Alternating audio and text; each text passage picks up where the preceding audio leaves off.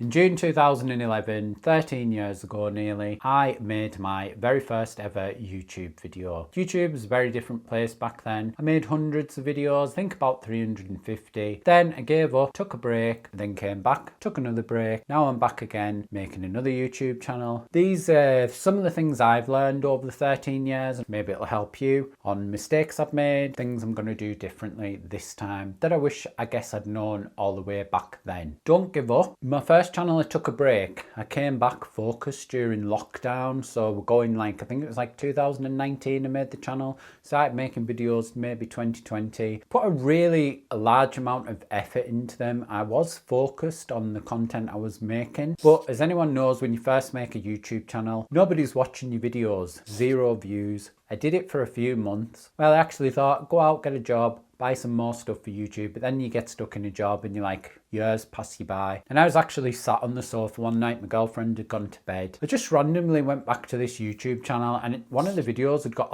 over 50,000 views, and some of the other videos had really built up the views. And I was really shocked. I was like, holy moly, why did I give up? Then I was like, do you know what? I'm going to get back into making YouTube videos. And you might think, Ross, that's why you're here now. It then took me about another year from seeing the views to be like, actually, I'm ready now to start my next chapter in my YouTube journey. Subscribers and views aren't necessarily the end goal to having a successful YouTube channel. When I first started my YouTube channel, I only had it for about 6 months. I got invited down to London by a television company. It was actually Channel 4. They were kind of looking into online media and learning from various YouTubers, things they could do to improve their online presence. Something that I would never have had the opportunity to do if I hadn't put myself out there. And obviously at the time, it was a huge thing. I think I had about 1,000 subscribers. I was like, whoa, this is amazing. And that was actually one of the things that led me on to then going to university and college and trying to get a job working in television. I guess putting yourself out there really can change your life, even if it's in ways that you maybe don't realize right now. Skills and thrills, oh yeah. So obviously starting a YouTube channel, things might not necessarily blow up for you. The skills that you learn, making videos, social media, editing videos, lighting, camera, sound, all the things that go into making a YouTube channel. And don't forget, when you have a YouTube channel, you're doing all those things by yourself, you're kind of chipping away and learning each thing. And it is actually a massive skill set. YouTube, you're kind of showing through the skills that you learn that you can actually do all these things on your own. And even if you don't get a huge YouTube channel, it gives you authority, whether it's in your particular subject matter. And then maybe you could start a business like everyone does, go on Fiverr, go on Upwork, could even make you more money than you would having a YouTube channel. Don't tell people you're starting a YouTube channel. I would really leave it until you absolutely have to tell people you're starting a YouTube channel. A lot of people out there won't understand why you're making a YouTube channel. Who do you think you are? Other people might be jealous. Other people might want to see you fail. Other people, like your parents or your grandma, might be like, oh, my son, my daughter's got a YouTube channel. They'll tell all their friends. That can negatively impact your channel.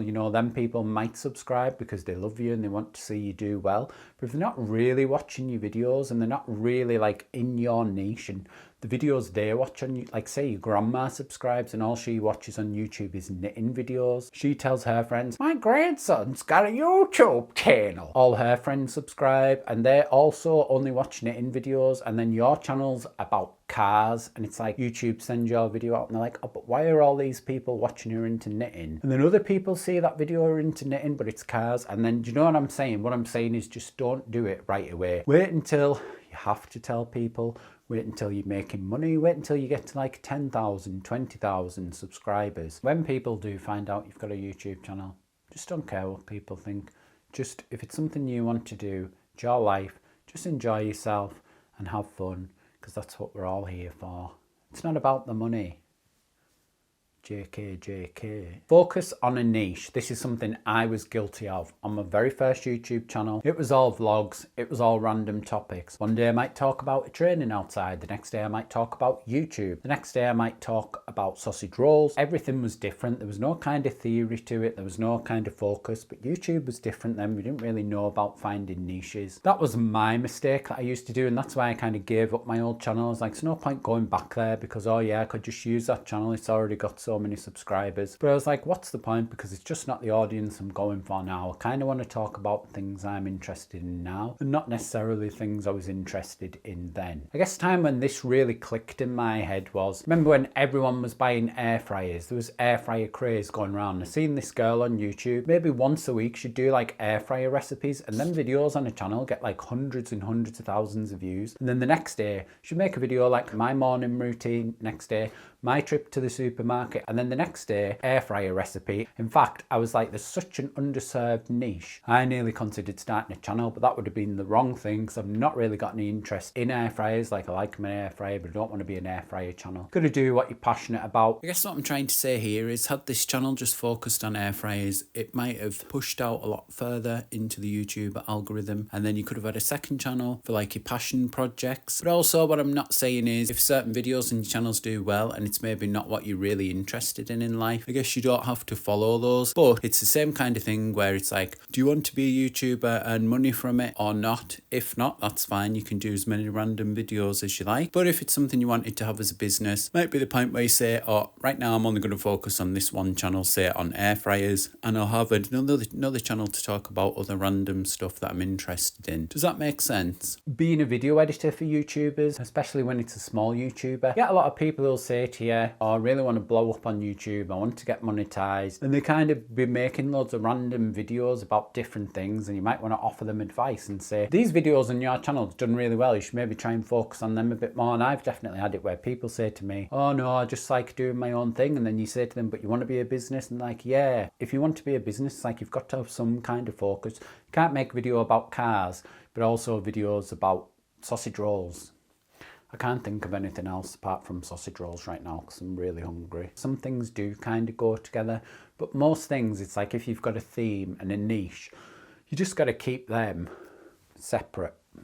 A lot of people think if I just get to 4,000 hours watch time and 1,000 subscribers, I can start earning money on YouTube. And that's not really the truth in it. It's like, yes, you can turn monetization on, but that doesn't mean you're going to make money. You might need to get hundreds of thousands of views before you start getting like enough to make a bit of money where you're like, whoa, this bit of money. It could take years from that point to actually make more money and to actually earn a living. So it's not necessarily the end goal, and it's just something to bear in mind. My first YouTube channel got monetized, and I think I only ever made like a couple of $100 in the years that I was on that channel. Just start with the equipment you've got. Now, I've already got an okay camera, but I would say to anyone who wants to start a YouTube channel, just use your mobile phone.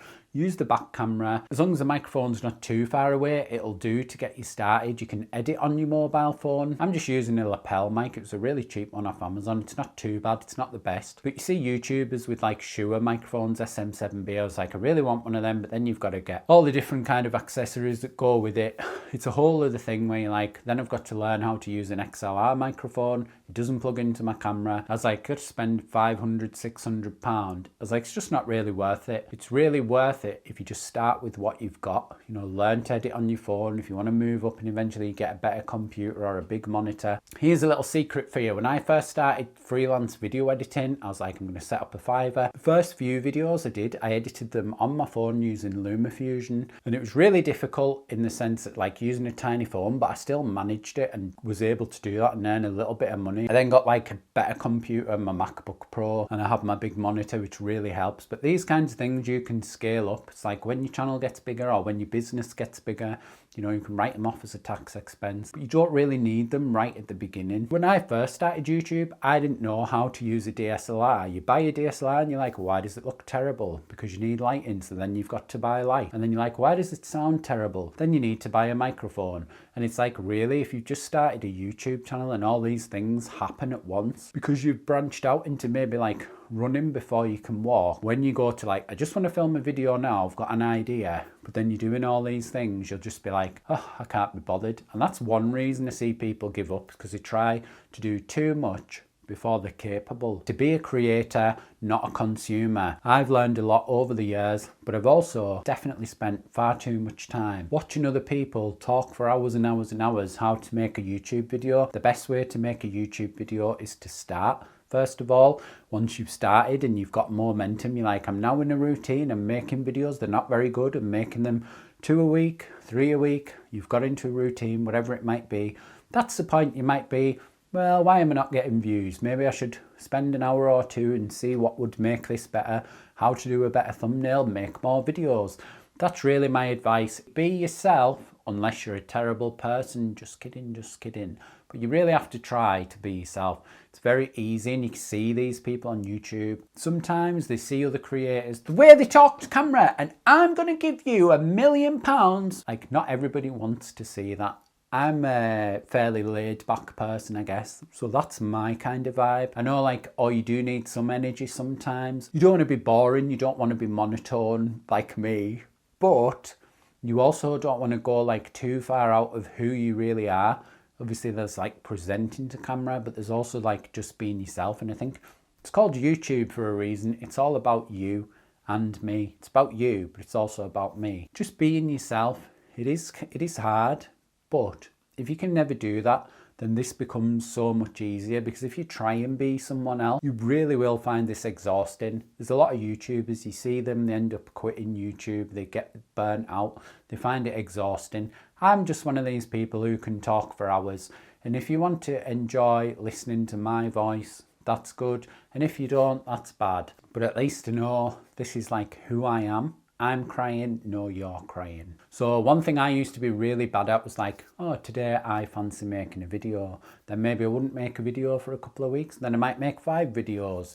But really this time in my new channel, I've really tried to plan things out and schedule things out. I don't want to just start my channel with 0 videos. It's like I want to get a few videos scheduled up, so my channel doesn't launch naked or empty, should I say.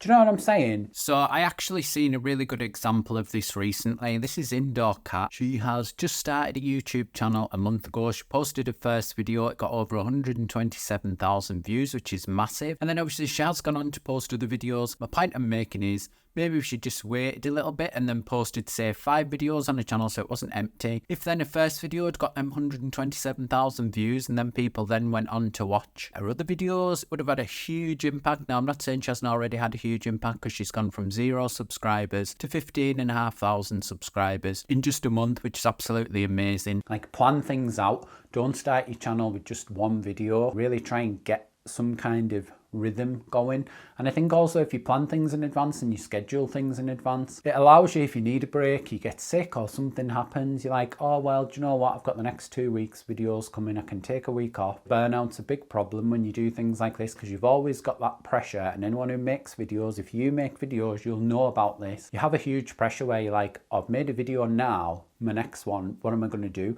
People are commenting, oh, this video's getting views, I should really have another one, but I've got no ideas, or I feel depressed, I'm not really in the mood to make a video. Planning.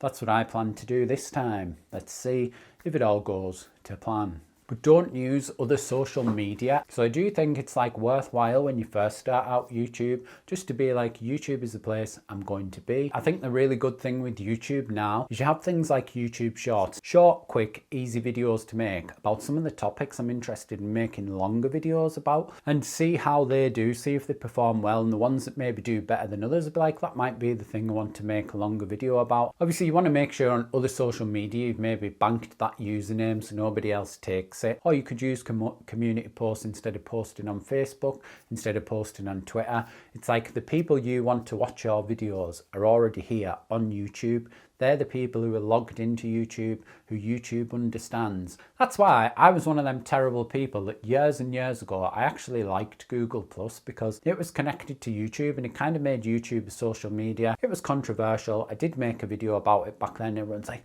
you're the worst person ever because you like Google Plus. And obviously Google Plus shut down. If you want a guaranteed way to make millions of pounds, get thousands of viewers, reach a whole new audience, what have you got to do? Tell everyone you're quitting YouTube, you're leaving YouTube, you're deleting your channel, you're never coming back. Do you know what? Those videos get a lot of views. It's not something I've ever done, but it's something I see all the time. Especially recently, everyone's like, I'm quitting YouTube. Had enough. Good. Goodbye. More views for me. Only joking. But it is true. I'm not going to mention any names, but there's some creators that I follow, and as soon as they make a video where it's like, I'm quitting YouTube, that's the point, I unsubscribe. I'm just like, I'm never going to watch them again. They're dead to me. I know that's really harsh, but it is a thing, and you'll see people do this. Honestly, it's guaranteed way you'll get more viewers. Just not worth it. Just stop quitting YouTube, everyone. If you do need a break, and that happens, like sometimes you need a break, you think, wow, I'm really overworked, just have a break. You don't need to tell people you're having a break. Take a month off. Even if you took 6 months off, people are going to be like, where's it gone? Where have they gone? Just come back, start again. There's no reason you have to tell people you're deleting your channel. There's no reason you have to tell people you're quitting YouTube. Just don't do it. Can you tell it really annoys me? Sorry, I'll move on. YouTube is an amazing place. I'm glad to be back. It's changed a lot in 13 years, but in other ways, really, it's still just YouTube. And if you liked this video, then I would appreciate it if you watch the next one. Might just be something that you'll enjoy.